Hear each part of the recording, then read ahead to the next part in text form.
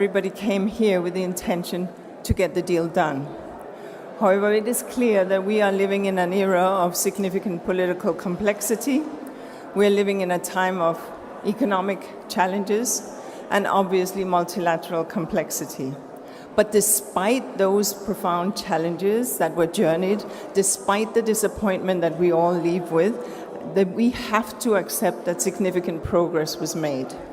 Progress was made in that red lines were clarified. Progress was made in that countries discussed. Progress is made because people are demanding a treaty. Now, there's a lot of hard work ahead. We did not get where we want, but people want a deal. Everyone has to understand that this work will not stop because plastic pollution will not stop. We at UNEP are here to support this process, and we will not stop. We will continue to engage in the multilateral process as member states desire, and we will also engage at the ground level with member states who so request in terms of programmatic support for enabling an enhanced management and an end to plastic pollution, including in the marine environment. Thank you. Thank you. We'll take a couple. Please introduce yourself. Laurent Siro, Swiss news agency. So where do we go from there? As UNEP director, what are you recommending? Shall we go on with that kind of format, which proved to be difficult, or alternatives? Thank you. Multilateralism is never easy, and I still stand by the fact that getting a treaty, ideally in 2 or 3 years, has never been done before.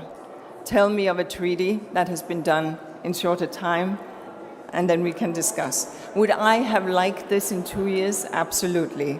At this point, it is critical that we take some time first to sleep, and then to reflect, and then to regroup. One of the regrouping points is obviously the United Nations Environment Assembly, at which point I am expected to deliver a report to member states. In the meantime, I'm quite sure that member states will be discussing amongst themselves on the appropriate way forward. In the end, this is a member states-led process, and we, from the United Nations, are here to support it.